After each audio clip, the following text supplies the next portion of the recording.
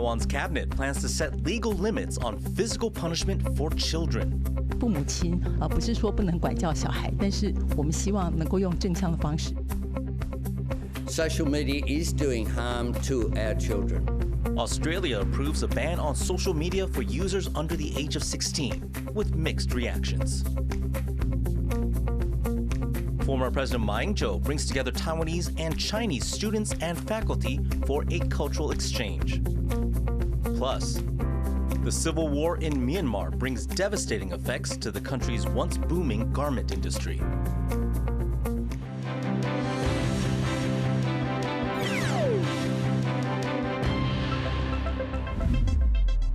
Good evening and welcome to TaiwanPlus News. I'm Eric Gao. To crack down on child abuse, the cabinet wants to put a legal limit on how parents may punish their children. Officials say they will make sure that parents with questions have plenty of resources. But parents' groups worry that the wording of the proposal is too vague and that it's open to misuse. John Van Trieste reports. Attitudes towards the punishment of children in Taiwan have changed sharply in just one generation. The law allows parents to punish children, quote, within the limits of necessity. And many parents these days interpret the limits of necessity a lot more gently than their own parents did. 像我们这个年代都是被打的长大的，觉得小朋友他还是应该要，就是我们要去处罚他，可能画一个格子让他罚站，但我会待在他旁边，我不能不理他。正向教养，例如说，如果他不吃饭，一直看电视，就是跟他说，吃完饭就是可以吃水果，立刻马上的给他鼓励。But child abuse remains a social problem often in the news.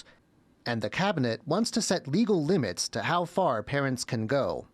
It wants to replace the Civil Code article on punishments for children. The proposed new text urges parents to consider the age and developmental level of the child. And most importantly, it bans any physical or mental violence. It's early days still. The cabinet has lots of persuading to do to get lawmakers on board with its proposal. But already, different ministries are painting the idea as a step in the right direction. 这个父母亲不是说不能管教小孩，但是我们希望能够用正向的方式。And they say there are already resources in place for parents with questions about how to do that, from a national hotline to family education centers in each county. 未来政府在这方面呢，应该会扩大相关的这个协助，那并且呢扩大宣导。But some parents are unsure about the proposal. They worry it strips parents of their right to guide their children's development, and that the wording is too vague. 你的定义很不清楚啊，因为你是任何形式的身心，而且以孩子的感受为主，他要对这个法有正确的解读，避免他引用错误，然后一直制造亲子的对立。And so the cabinet may have even more work to do if it wants its plan to pass with popular support, addressing concerns like these and winning over skeptics. Patrick Chen and John Van Trieste for TaiwanPlus. People under the age of 16 may no longer be able to use social media in Australia after a new government ban on teen social media use. While the implementation of this blanket ban is at least a year off, many people in the country are questioning the move. Chris Gorn reports. Well, good morning, everyone. Australian Prime Minister Anthony Albanese announces a new law that will ban all social media use for Australians under the age of 16. World-leading action to make sure social media companies meet their social responsibility. Social media is doing harm to our children. And today, as a direct result of our legislation, parents can have a different discussion with their young ones. The ban would make no exceptions for parental consent and would require social media companies to take reasonable steps to enforce the ban on its users or pay millions of dollars in fines. The ban will not take effect for at least a year. The new law would impact nearly every child in the country. Recent studies show that 98% of Australian 10th graders regularly use at least one social media platform. At the same time, only 33% of parents feel that their children are safe online. Reactions in Australia have been mixed. I don't think it's a good thing, really, because I think that it's not going to stop it, and also the government's taking control of things that It's parents' responsibility. I think that's a great idea because I found that the social media for kids is not really appropriate. Australian teens have a different perspective. Since I struggle with mental health issues like anxiety and depression, I think it would make those a lot worse than they already are. Being autistic, I have a really, really hard time connecting with others, and doing that online makes it a lot easier, a lot less stressful for me. 17-year-old Leonardo Puglisi founded an online news streaming platform when he was just 11 years old. He says the ban could stop many young people from pursuing their passion. You know, if this ban was in place a few years ago, 6 News wouldn't have existed in the first place. We built up our team by having 13, 14, 15-year-olds, people my age, reach out and see us through social media. Technology companies have been tasked with finding ways to verify users' age without violating their privacy through enforcement trials in the coming months. It's a fundamental misunderstanding that age assurance is not identity assurance. Identity assurance is where I'm proving that I am Tony. Age assurance is just simply that I am old enough to be able to access something. If you want to go into a shop to buy a gun, you expect to go through some friction about your right to buy a gun. Other countries have already cited Australia's ban as an inspiration for their own. This includes Venezuela, a country that human rights groups say already severely restricts freedom of expression. Creo que todo eso debe regularse inmediatamente a través de una ley especial. Le pido a la Asamblea Nacional plenipotenciaria, soberana, que construya un consenso para que hagamos una buena ley de protección como hizo Australia y como están haciendo todos los países del mundo. The Australian law may be the testing lab for the rest of the world, and the sweeping change may reshape how governments and tech companies handle online youth safety moving forward. Joseph Wu and Chris Gorin for TaiwanPlus. Taiwan's defense ministry says 33 Chinese aircraft were seen operating around the country over the last 24 hours. 21 of those planes entered Taiwan's Air Defense Identification Zone. Now, this area is not Taiwan's official airspace, but it is used as a buffer zone. The military says it responded to the incursions. The intrusions come ahead of President Lai Ching-te leaving for his first international state visit since taking office. Now, President Lai's first international trip will include a transit in the U.S. state of Hawaii. While Taiwanese presidents cannot officially visit the United States, several have made transit layovers. To find out more about the diplomatic significance of this trip, Alec McDonald spoke with Mihai Sora of the Lowy Institute.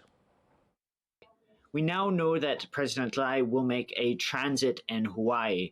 What is the significance of this being a transit instead of a stop? An official stop for the Taiwanese president could be very provocative for the Chinese.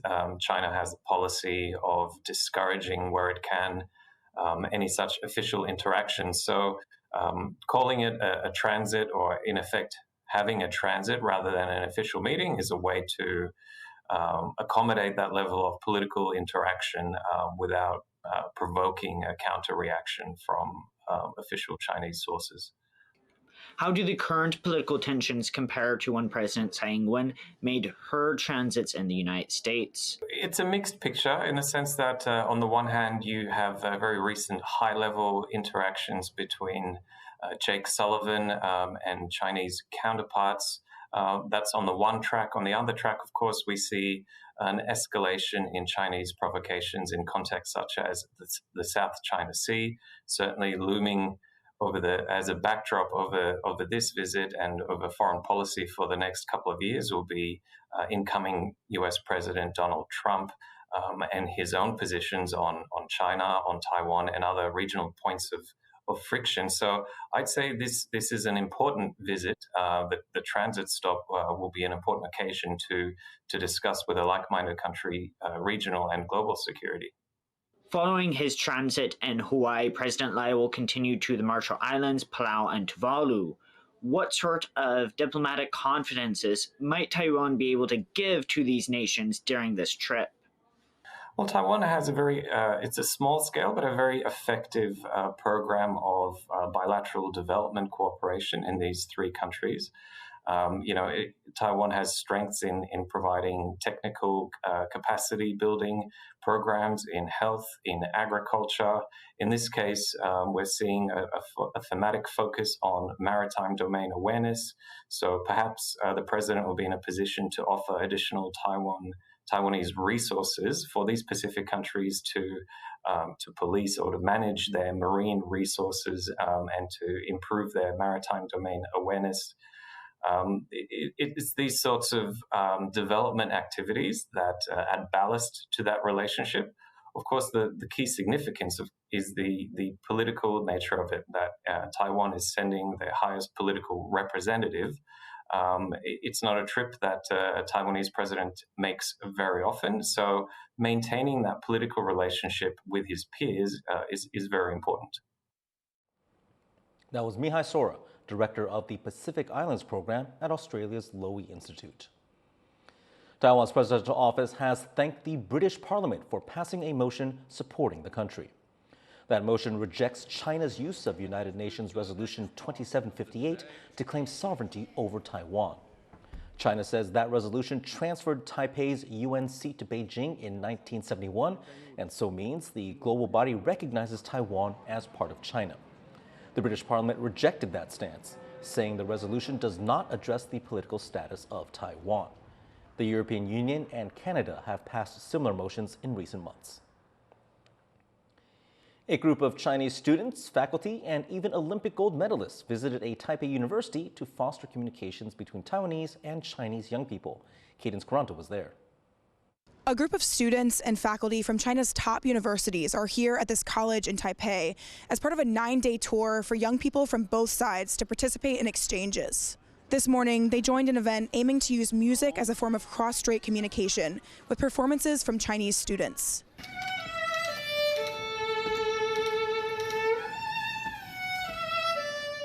They were invited by former Taiwan President Ma Ying-jeou's foundation and are visiting several Taiwanese universities while they're here. The group includes 6-time table tennis Olympic gold medalist Ma Long. The foundation's CEO has said young people are the future of cross-strait relations, and former President Ma has invested in exchanges between Chinese and Taiwanese young people. He has led delegations of Taiwanese young people to China and said he hopes they will keep in mind their cultural roots. Ma is friendly with China and has advocated for their unification. China has been trying to gain support from Taiwan's young people, a group that surveys show increasingly identify as Taiwanese rather than Chinese. At this Taipei University, the head of Ma's foundation said he thinks exchanges between young people of the two sides is important. 他们来的时候回去会对他们的同学讲，会对他们的亲朋好友讲，会有更多人想来台湾，这样才是我们想要的两岸交流。 Chinese students said they thought music was a good way to communicate. 我认为呢，音乐是最好的沟通桥梁和语言。 因为呢，它是属于全人类的。另外呢，我选这首曲目就希望可以透过我的演奏，透过音符去表达我对这一次出访宝岛台湾的热情期待。 Some Taiwanese students also said they thought fostering communication with Chinese young people was necessary. This first-year college student said this was his first time meeting Chinese students. 我觉得蛮重要，就是因为两岸有关系，我觉得其实就像刚刚在里面马前总统有讲说，其实最重要的是要有和平的交流，就是共享这个华人文化嘛。那我们可以透过这样的交流，可以让我们两边的关系更紧密。 But he said he was primarily here to get a glimpse of the table tennis star, as were many students here who were holding ping pong paddles and pictures of Ma Long. 就是电视上看，我网络上看，但没有看过本人这样子。对，然后说他就来的话，来学校，当然就想说能不能看到他一眼。好，谢谢。Regardless of their reasons for being here, today Chinese and Taiwanese students have come together at this college in Taipei. Luffy Li and Cadence Quaranta for TaiwanPlus.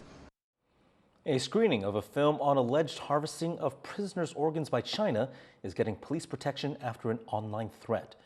The showing at Taipei City Hall is not the first to receive threats, but as John Van Trieste report, that has not stopped the film from being shown. Screenings of the documentary State Organs, a film about alleged harvesting of prisoners' organs by China, have attracted threats since the film arrived in Taiwan last month. And even the Taipei City Council hasn't been exempt from them. A person calling themselves Li Hongshan has threatened to carry out a mass stabbing at a showing in the council building planned for Saturday. Police are investigating the source of this online threat, reported Wednesday. Both the film's Taiwan distributor and council members are defiant. 看一场电影啊，还要被恐吓，这个描述中共是现代的纳粹，他给我们的回应是枪跟子弹，这是给真善美戏院的。明天下午我们正式播映，而且会播好播满。假冒李鸿山的先生这位人，你最好是敢来看看是谁敢这么大胆来恐吓我们台北市议会。 Police have vowed to make sure the screening will go ahead as planned. 周边大概有43名的警力，市府保大的诸位警有8名，大概有51名的警力来守护这个我们议会包括这个播映活动的圆满顺利完成。 It is clear someone doesn't want the film to be seen in Taiwan, but Taipei officials at least are determined that whoever is making these threats won't get their way. Scott Huang and John Van Trieste for TaiwanPlus. Coming up after the break, Russian President Vladimir Putin threatens to strike Ukraine with more of Russia's new hypersonic missiles.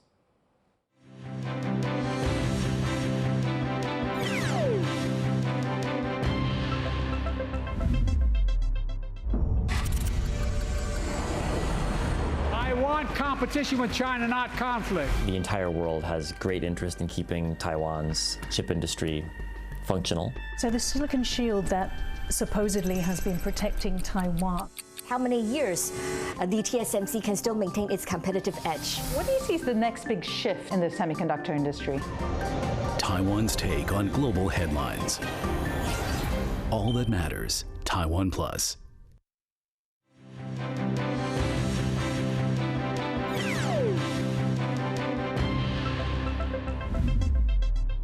Welcome back. You're watching TaiwanPlus News.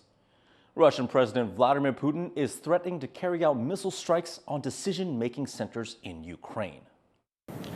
В настоящее время Министерство обороны и Генеральный штаб российской армии подбирают цели для поражения на территории Украины. Это могут быть военные объекты, предприятия оборонной промышленности или центры принятия решений в Киеве.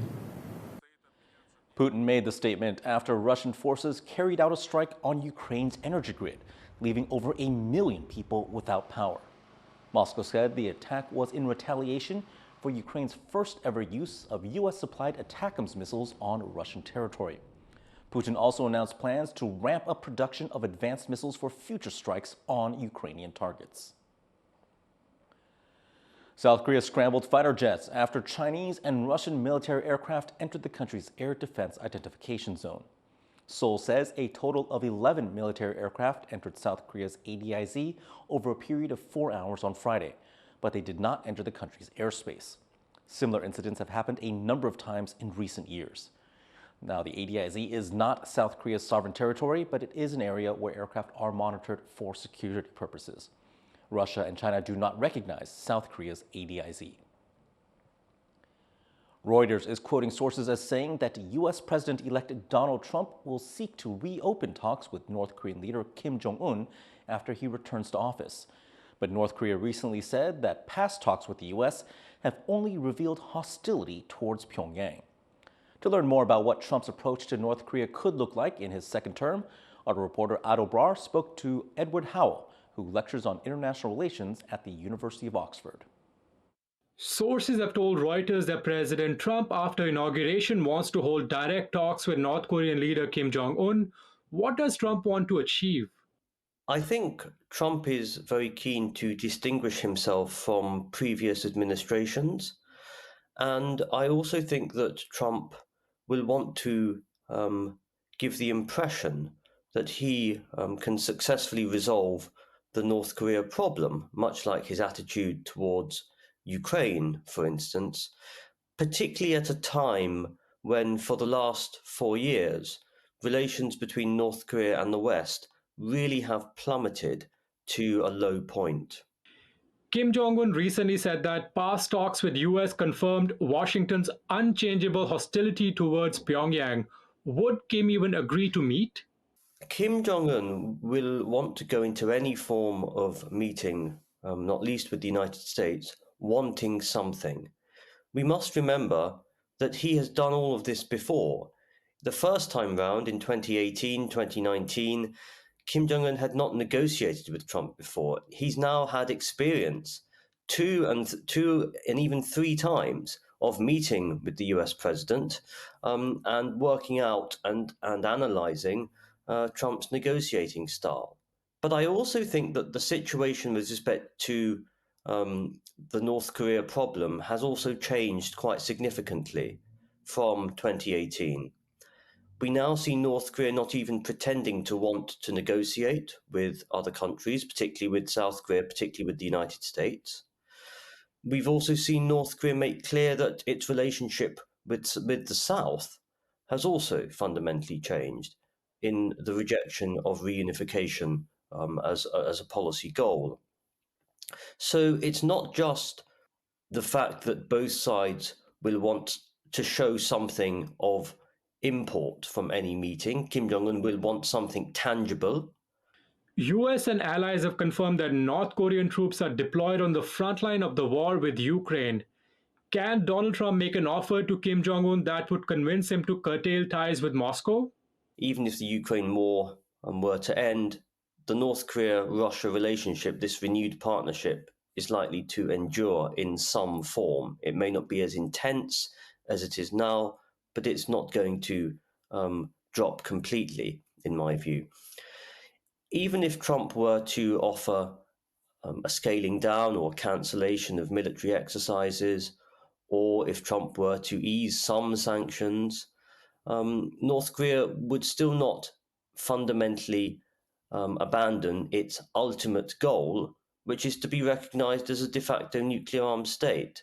And any negotiations in which the United States seeks to pursue CVID, the complete, verifiable, irreversible dismantlement of North Korea's nuclear programs, we've seen this all before. North Korea will simply now not take part, in my view.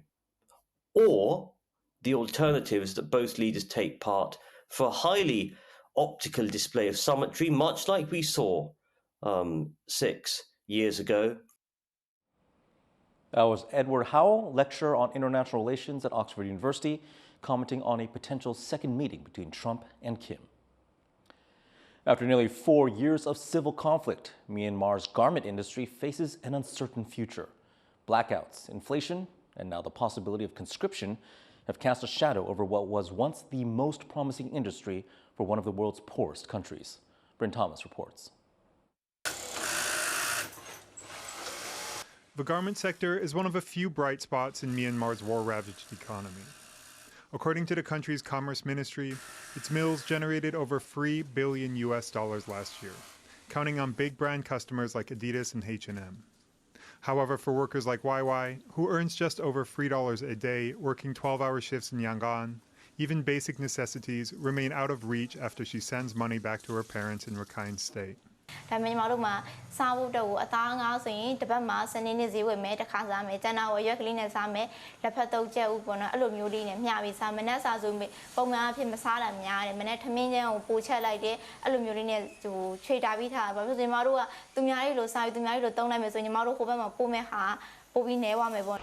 The war, triggered by a military coup in 2021, has devastated Myanmar's economy and crippled many of its industries.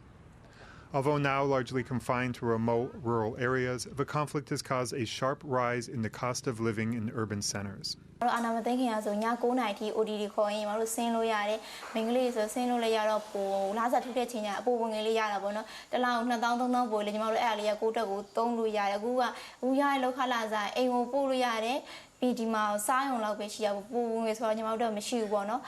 In May, Myanmar's government said its grid was only meeting about half the country's electricity needs.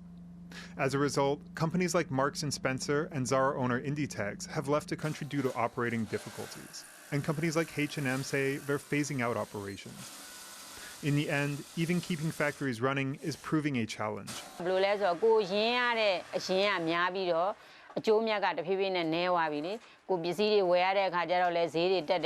The combination of dwindling profits and the ruling junta's need to bolster its ranks has led to a sharp increase in abuse. Rights groups say unions have been banned and their leaders arrested.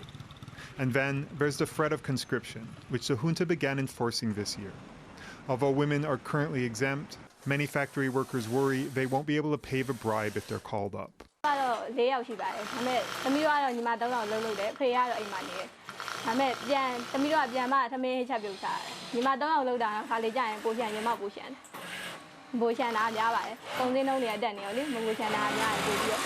With the civil conflict in Myanmar set to continue, those in the country's garment industry find themselves caught between rising costs, declining wages, and growing uncertainty.